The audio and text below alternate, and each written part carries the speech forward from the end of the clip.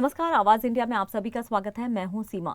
महाराष्ट्र के वाशी से किसानों के गुस्से की तस्वीरें सामने आई हैं, जहां फसल बीमा राशि न मिलने से नाराज किसानों ने ओरिएंटल फसल बीमा कंपनी के कार्यालय में तोड़फोड़ कर दी। किसान नेताओं का आरोप है कि बीमा कंपनी किसानों की लगातार अनदेखी कर रही है और आश्वासन देने के बावजूद मुआवजा नहीं दिया गया है। प्रदर्शन की अगुवाई कर रहे किसान संगठन के प्रदेश अध्यक्ष शंकर गायकवाड़ ने चेतावनी दी है कि अगर जल्द ही फसल बीमा राशि नहीं मिली तो पूरे राज्य में आंदोलन तेज कर दिया जाएगा। गायकवाड़ ने कहा है कि कंपनी के अधिकारियों से कई बार संवाद की कोशिश की गई, लेकिन उन्हें कोई जवाब नहीं मिला। अब उपेक्षा से नाराज किसानों का सब्र टूट गया और उन्होंने कार्यालय में घुसकर नारेबाजी करते हुए तोड़फोड़ की।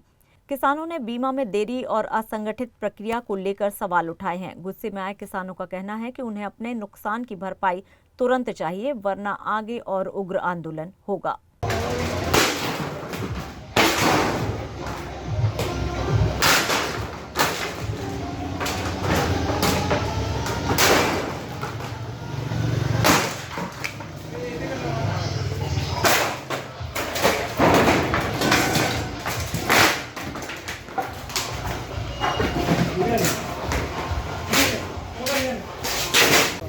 मी शेतकरी संघटनेचा प्रदेशाध्यक्ष शंकर गायकवाड। आज आम्ही बार्शी येथील ओरिएंटल पीक विमा कंपनीच्या कार्यालयाची शांततेत या ठिकाणी हालगिनात करून आम्ही निवेदन देण्यासाठी आलो होतो।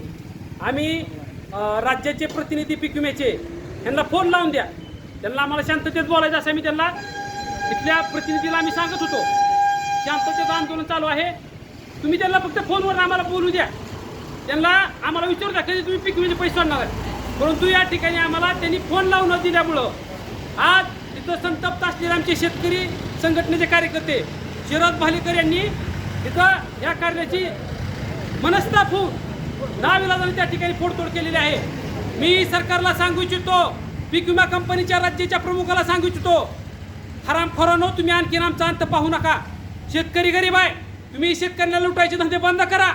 तुम्ही तात्काळ शेतकऱ्यांचे पैसे मागील 2-3 वर्षापासून तुम्ही शेतकऱ्यांचे पैसे भरपूर लुटलेले आहेत, ते तात्काळ सोडा, अन्यथा संबंधित मंत्री असेल, संबंधित कुठलं कार्यालय असेल त्या ठिकाणी शेतकरी येऊन स्वतः आत्महत्या करून मारण्यापेक्षा त्यांना मारल्याशिवाय सोडणार नाही। जेवढे शेतकरी वैतागलेले आहेत नाविलाज त्या ठिकाणी तुम्ही शेतकऱ्याचे पैसे जर 10 दिवसात नाही सोडले तर मग पुढे काय होईल आम्ही काय सांगू शकत नाही। शेतकरी आत्महत्येच्या मार्गावर आहे, मग ती संघटनेचे कार्यकर्ते सहन करत नाहीत, बाकीचे सहन करतील, परंतु संघटनेचे कार्यकर्ते अन्याय अत्याचार सहन करत नाहीत, ते मग वेगळ्या मार्गाला जातील, त्याची जबाबदारी आमची असणार नाही।